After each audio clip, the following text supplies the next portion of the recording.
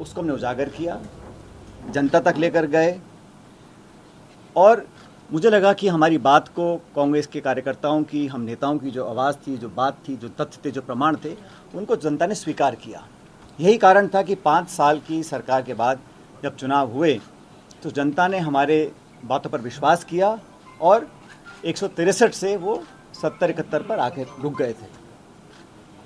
इस पूरे कार्यकाल में जो आरोप लगे वसुंधरा जी की सरकार पर, वो आरोप हम सब लोगों ने मिलकर लगाए, कांग्रेस पार्टी के नेताओं ने, मैंने अध्यक्ष के नाते और तमाम सभी नेताओं ने। और हमने ये जनता से वादा किया था कि भाजपा के और वसुंधरा जी के कार्यकाल में जो जो करप्शन के इश्यूज सामने आए हैं उसका हम प्रभावशाली तरीके से, निष्पक्ष तरीके से जांच करवाएंगे और दोषियों को सजा देंगे। मैंने कभी भी प्रतिशोध की भावना के साथ या द्वेषपूर्ण भावना के साथ कार्रवाई करने पर ना कभी मैं पहले सहमत था, ना आज सहमत हूँ। लेकिन ये बात भी सच है कि विपक्ष में रहते हुए हमारी जो विश्वसनीयता थी वो तभी कायम रह सकती है जब हम अपनी बात पर खरा उतरें। इसको लेकर मैं बहुत चिंतित था और आज से लगभग साल, सवा साल पहले मैंने मुख्यमंत्री अशोक गहलोत जी को चिट्ठी लिखी। उनको मैंने कहा, वो चिट्ठी मेरे साथ है, मेरे सामने है।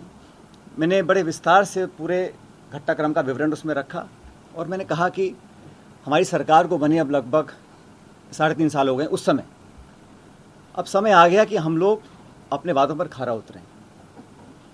जो आरोप हमने लगाए थे, गहलोत जी ने लगाए, मैंने लगाए, भूमाफिया के, शराब माफिया के, खनन माफिया के, 9TP को लेकर, ललित मोदी को लेकर, खान माफिया को लेकर, खान का बड़ा घोटाला हुआ था, वो सारे पब्लिक डोमेन में हैं।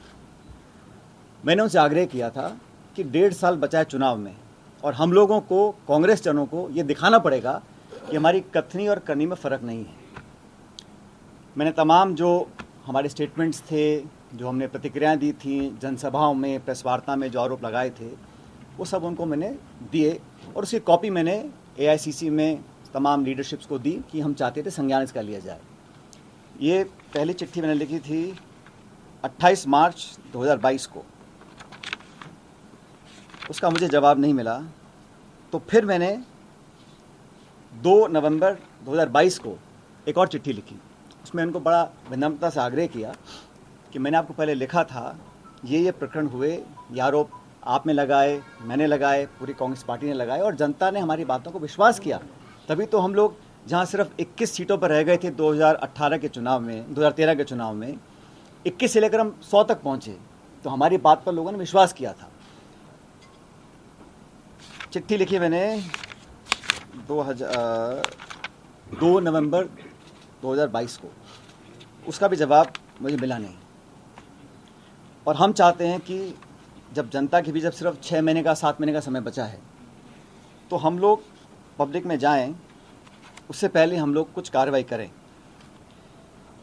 आप जानते हैं कि भारत सरकार ED, CBI, इनकम टैक्स, तमाम एजेंसीज का दुरुपयोग कर रहा है और ये पूरा देश जानता है, इस बात को संपूर्ण विपक्ष बोलता है, हम लोग भी बोलते हैं कि एजेंसीज का दुरुपयोग किया जा रहा है भारत में।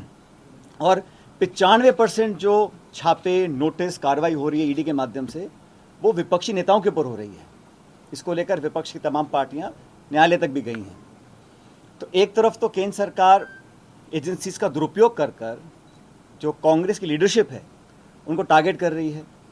अब फर्जी केस बनाए जा रहे हैं, चाहे वो नेशनल हेराल्ड का केस है, चाहे वो यंग इंडियंस का केस है, और मुकदमों में, केसों पे सुनवाई हो रही है, पेशी लग रही है, समन्स आ रहे हैं, नोटिस आ रहे हैं। एक तरफ तो वो ऐसा काम कर रहे हैं और राजस्थान सरकार जो हमारी अपनी सरकार है, यहाँ पर जो हमारे एजेंसी संसाधन हैं उनका हम ना तो सदुपयोग करें ना उपयोग कर रहे हैं।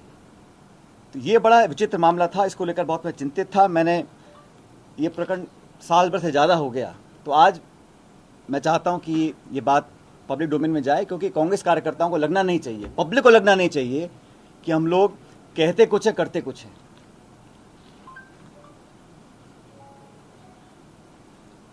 हमारे विरोधी इस भ्रम को फैलाने की भी कोशिश कर सकते हैं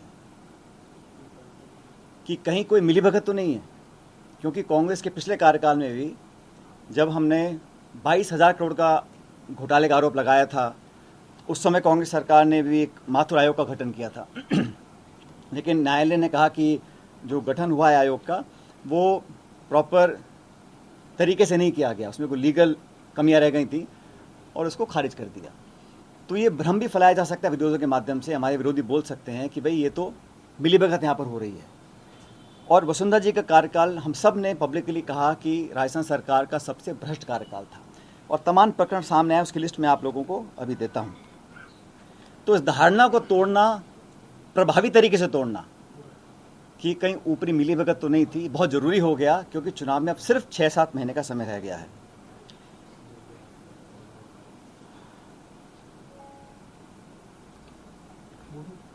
अभी चिट्ठियाँ मैंने लिखी हैं, इसका जवाब हमें मिला नहीं।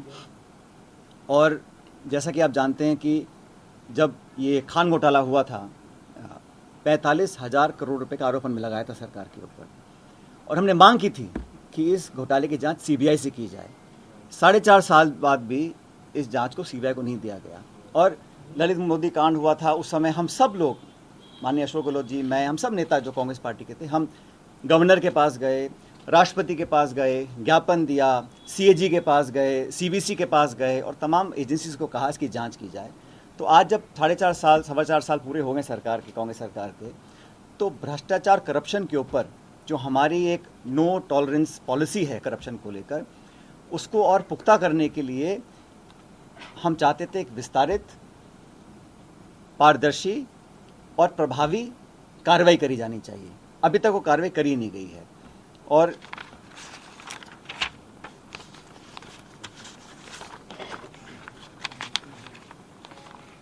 ये 2 चिट्ठियां हैं जो मैंने लिखी थी गहलोत जी को 2022 में, मार्च में और नवंबर के अंदर।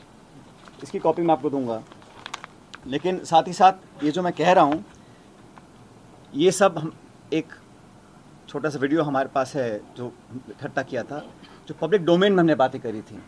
मैं चाहता हूँ उसको आप जरा प्ले करना एक मिनट।